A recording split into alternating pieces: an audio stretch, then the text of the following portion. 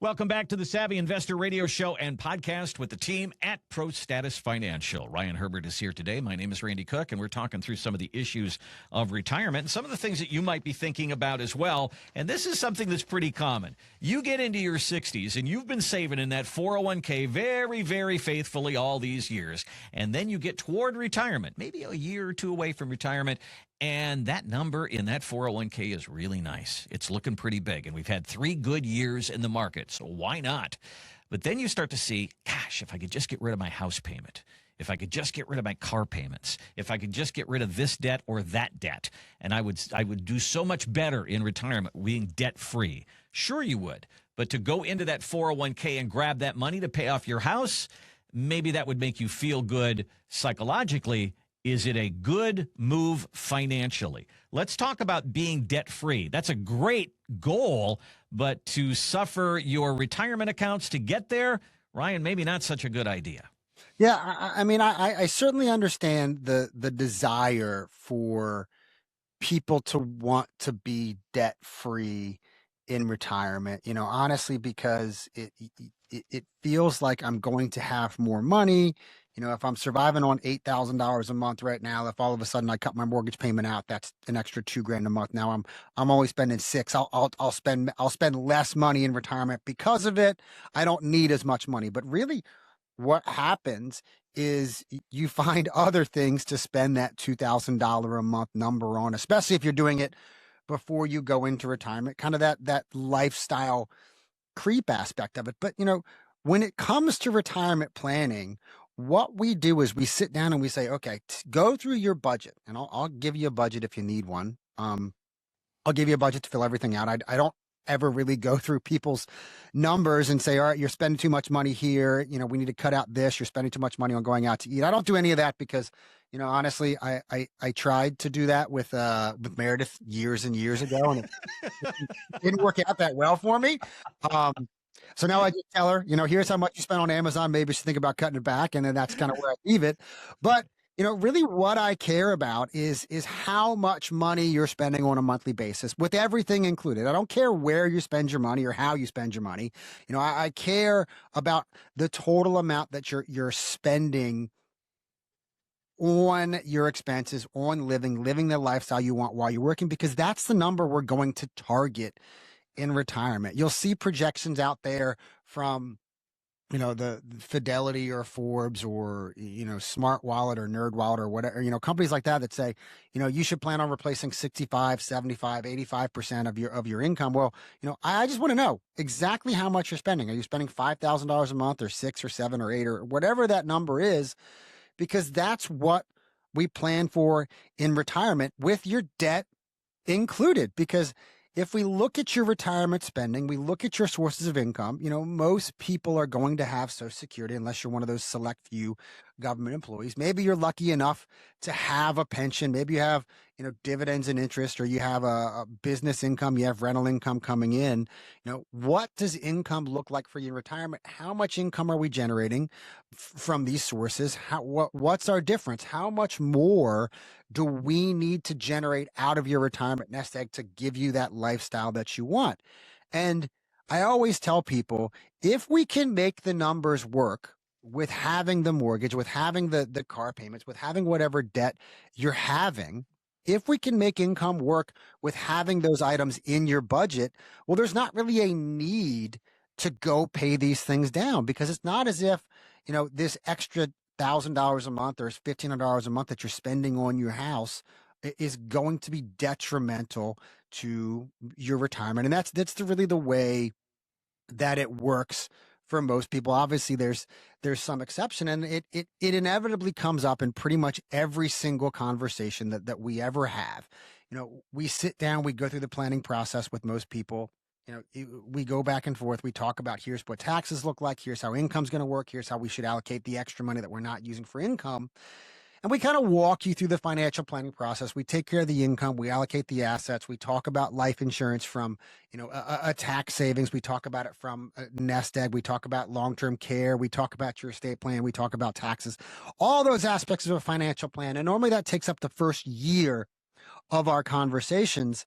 And then ultimately, we've set the plan in place. We've been going about it for a year. We come back to review everything. Ultimately, that is normally that meeting or the one after that. That's normally where that question comes up from pretty much everybody. We have all this, we've made sure we have enough money for income. We've taken $200,000, $300,000 and set that aside. So that generates the extra income we need. We have this other pot of money. And for us, we want to maximize that extra pot of money. So you have flexibility to do things. You have flexibility to take the vacations, to take the grandkids to Disney World, to buy the RV, to play golf every day. Whatever you're doing with that extra money, we set that money aside. Inevitably, that question always comes up. Well, what do you think about us taking $100,000, $150,000, $200,000, $250,000 out of that account and paying off the mortgage? Because I hate having that mortgage payment. I hate just knowing that it's out there. And the number one question that I ask pretty much everybody right back in return is, well, what's your interest rate? If you have an interest rate that's, 2.5%, 3.5%, somewhere in that range, well, chances are your money that's been invested is earning more money than that. So, it's not as if we're losing money by having it and paying interest to the bank. If you have one of those high interest rates, it is a little bit different of a conversation. But for the most part, number one, your money has been earning more money in high yield savings accounts or high yield money markets or in the market than the interest that you're paying. That's the number one thing that we look at first. And then the next thing is, what happens to your taxes should we do this?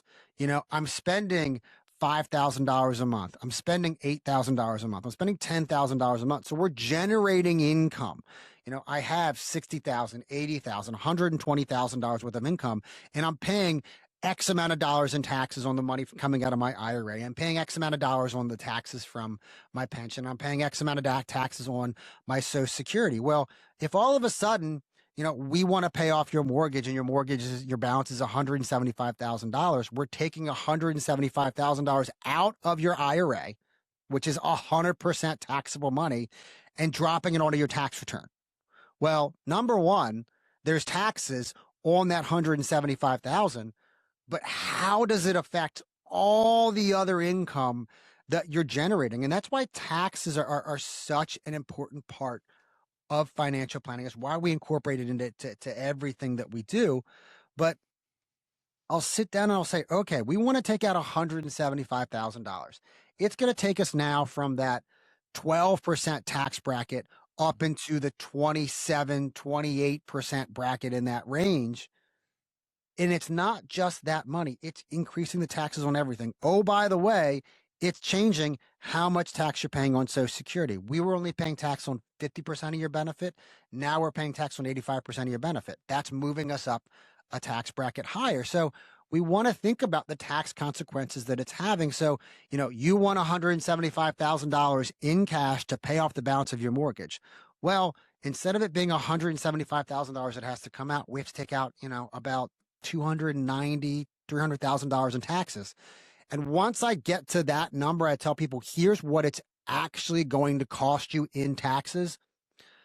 That kind of changes the conversation. Oh, well, maybe you're right, Ryan. We have taken those steps to make sure that we've secured the income so that we can continue to pay our mortgage. We can continue to pay our car payment, whatever those debts that we're servicing. As long as we can produce the income without affecting our retirement plan, there's nothing wrong with having that in retirement. And if you want to find out more about how to create those reliable, predictable income streams that you and your spouse can outlive in your lifetime that are unaffected by the stock market, I encourage you to give us a call at 866-597-1040, 866-597-1040, and sit down with myself or Lawrence or Faisal or Catherine or any one of the advisors here at Prostatis Financial Advisors, and let us show you what a true income and tax plan can look like for you in retirement. But give us a call, 866-597-1040, 866-597-1040, or you can visit us on the web at thesavvyinvestorradio.com. That's thesavvyinvestorradio.com.